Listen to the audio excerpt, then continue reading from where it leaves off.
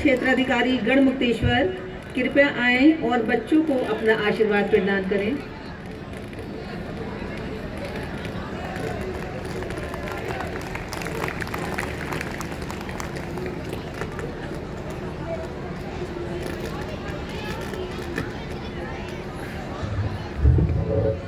भारत माता की। पहले तो आप सभी का आभार, आज आपने मुझे इस काबिल समझा कि यहाँ बुलाया गया। पूरी प्रबंधन कमेटी, प्रिंसिपल साहब, सभी का बहुत बहुत थैंक यू। आपने मुझे एक अपॉर्चुनिटी दी कि मैं बच्चों के साथ बैठकर और उनके अभिभावकों के साथ बैठकर एक चंद अपने अल्फाज आप सबसे बयां कर सकूं। तो आज बहुत ही अच्छे सुंदर कार्यक्रम यहाँ देखने को मुझे मिले, इसके लिए भी मैं अपना सौभाग्य मानती हूँ। और जो अभी हमारी बीच एक बहुत सुंदर सी स्पीच एक बालिका ने दी, उसके भी जवाब में मैं ये कहना चाहूँगी कि क्यों हम जैसे गाँव में अपने क्षेत्रों में ये आइडेंटिफिकेशन होता है माँ बाप का कि फलाना रिंकू के पापा हैं या ये बंटी के पापा हैं, क्यों ना इस आइडेंटिफिकेशन को चेंज कर दिया जाए। माता पिता की पहचान उनकी बेटियों से रखी जाए कि ये स्तुति के पापा है और ये रिंकी के पापा है। बिल्कुल, बेटियों को हमें इतना सक्षम बनाना है, इतना काबिल बनाना है कि उनके माँ बाप की पहचान उनसे हो जाए। ये सही मायने में हमारे समाज की समृद्धि होगी, सही मायने में हमारे समाज की वृद्धि होगी। जब समाज तभी शायद आगे बढ़ पाएगा जब इस तरीके की एक पहचान माता पिता की भी होगी और इतने काबिल बच्चे होंगे हमारे समाज में कि वो इतनी प्रगतिशील सोच रखेंगे कि माता पिता को भी उनकी बेटियों के नाम से जाना जाएगा। और आज एक सबसे अहम बात जो मैं इन बच्चों से कहना चाहूँगी कि जैसा कि अभी प्रिंसिपल साहब बता रहे थे कि वो इसी स्कूल के पढ़े हुए हैं और इसी स्कूल की नींव को सींचने में लगे हुए हैं। तो बच्चों, इतना काबिल बनना अपनी ज़िंदगी में कि एक दिन आप खुद इस स्कूल के चेयरमैन या फिर आप मान लीजिए कि आज के प्रोग्राम के एक चीफ गेस्ट के तौर पर बुलाए जाएं। इतने काबिल बनना है आप। जब मैं स्कूल में आई और मुझे यहाँ पे एनसीसी स्काउट्स देखने को मिले तो मुझे उससे भी बहुत अच्छा लगा, क्योंकि डिसिप्लिन एक बहुत ही महत्वपूर्ण क्वालिटी है जो नई उम्र के बच्चों में अगर सही रूप से दी जाए तो बहुत अच्छी पर्सनालिटी डेवलपमेंट होता है। तो जो भी बच्चे एनसीसी का पार्ट हैं और जो नहीं भी हैं वो भी अपने लाइफ में डिसिप्लिन को अपने लाइफ का पार्ट बनाएं और एक बहुत ही अनुशासन से अपने जीवन को आप जब व्यतीत करेंगे तो एक डिफरेंस होता है। एक नॉर्मल व्यक्ति है जो थोड़ा सा आलस्य में डूबा हुआ है और एक दूसरा व्यक्ति है जो डिसिप्लिन से अपनी लाइफ जीता है, खाने पीने का नियमित रूप से और एक जीवन जो दिनचर्या होता है उसमें आप अपने डिसिप्लिन को लेके आए। मैं अपने पर्सनल एक्सपीरियंस से बताना चाहूँगी। मेरे दादा थे और वो बोलते थे कि क्वालिटीज़ सिर्फ 5 होती है जो स्टूडेंट्स में होनी चाहिए और जो ये क्वालिटीज़ कर लेता है वही आगे अपनी लाइफ में सफल हो पाता है।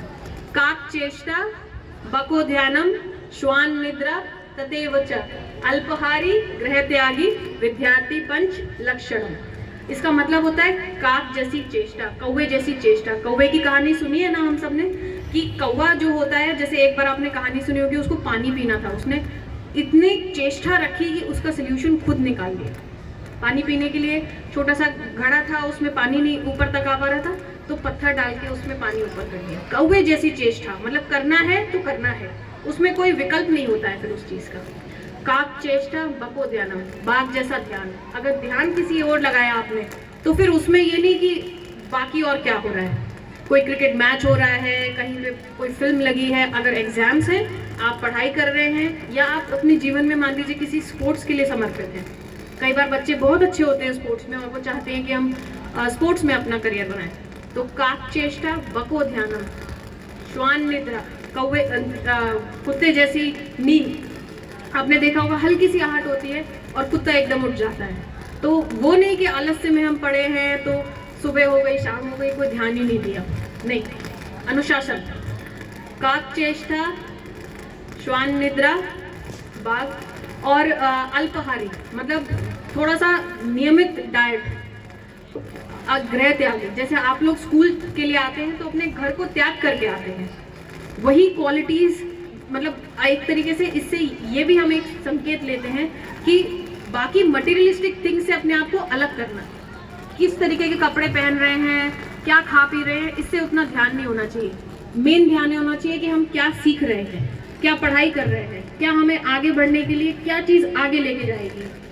कपड़े लगते, ये सब चीज़ें बहुत मटेरियलिस्टिक थिंग्स बहुत मोमेंट्री होती हैं। अभी के लिए हो सकता है बहुत अच्छा फ़ोन हो, कल को नया फ़ोन आएगा ये बेकार हो जाएगा। लेकिन अगर सही शिक्षा अभी आपने ली और उसको अपने जीवन का पार्ट बना लिया, अच्छे से अच्छी शिक्षा ग्रहण करने को, मार्क्स अच्छे लाने हैं, अच्छी परफॉर्मेंस देनी है, अच्छे स्पोर्ट्स में आगे निकलना है, इस चीज़ को आपने अपने जीवन का पार्ट बना दिया, मूल मंत्र बना लिया, तो यही चीज़ आपको आगे लेके जाएगी। और न सिर्फ ये, एक और चीज़ जो मुझे लगता है कि आप लोग नई उम्र के बच्चे हैं, नई उम्र के मतलब माँ बाप भी है उनके यहाँ पर, बच्चों को सिर्फ पढ़ाई के लिए ही लगाए रहना, वो भी एक बच्चों की रुचि के हिसाब से होना चाहिए। हर प्रकार के बच्चे होते हैं, बच्चों की रुचियाँ होती हैं। कई बार होता है बच्चों को सिर्फ पढ़ाई में ही मज़ा आता है, तो वो उनकी रुचि होनी चाहिए। कई बार होता है बच्चों को खेल कूद का भी बहुत शौक होता है, तो वो पढ़ाई भी करें, ऐसा ना हो कि वो पढ़ाई छोड़ दें, पर अपना ध्यान अगर वो किसी खेल के प्रति समर्पित करना चाहते हैं तो वो उसके प्रति समर्पित रहें और अच्छे से अच्छा करें। आप सभी ने एक फिल्म देखी होगी लक्ष्य, उससे मतलब एक लाइफ डिफाइनिंग मूवी है वो मेरे लिए, क्योंकि एक चीज़ जो उसमें सबसे अच्छे से सिखाई गई है वो ये है कि आप जीवन में जो भी करें, आप जिस भी प्रोफेशन को अपना बनाएं, जिस भी कला को आप अपना बनाएं, वो बेस्ट होनी चाहिए। आपकी तरफ से एफर्ट उसके लिए बेस्ट करें। उसमें एक कहावत है कि अगर आप घास काटने वाले भी बने तो बेस्ट घास काटने वाले होने चाहिए, अगर आप डांसर बने तो बेस्ट डांसर होने चाहिए, अगर आप जिस भी फील्ड में जाएं उसमें आपको उस दिन में अपना बेस्ट देना है। उस पूरे दिन को मतलब निचोड़ के देखा जाए तो आपको लगे कि हाँ आज मैंने बहुत अच्छा किया है। इसी तरह से जब दिन ब दिन आप अपनी तरफ से मेहनत करते रहेंगे, आगे बढ़ते रहेंगे और बहुत अच्छा एक समाज के लिए आप प्रेरणा बन के आगे उभरेंगे। और चलते चलते एक बस लास्ट जो मैं अपनी तरफ से कहना चाहूँगी, जो मुझे लगता है कि आज के समय में युवाओं को सबसे ज़्यादा सीखने की ज़रूरत है, वो ये है कि अपने लिए शायद हम सभी जी लेते हैं, अपने लिए हम सभी जी लेते हैं, हमें जीना है दूसरों के लिए, जीना है दूसरों के लिए।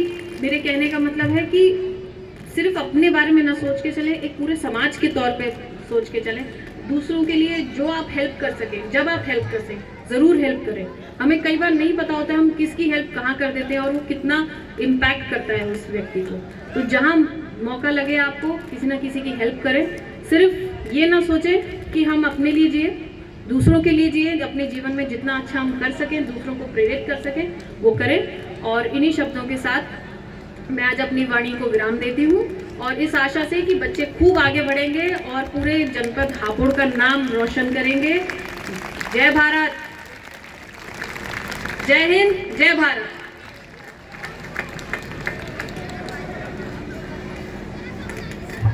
Thank you madam. मैडम ने बहुत अच्छी बातें बताई। बच्चों, आपको इन्हें एक्सेप्ट करना चाहिए अपनी लाइफ में। अब मैं प्रबंधक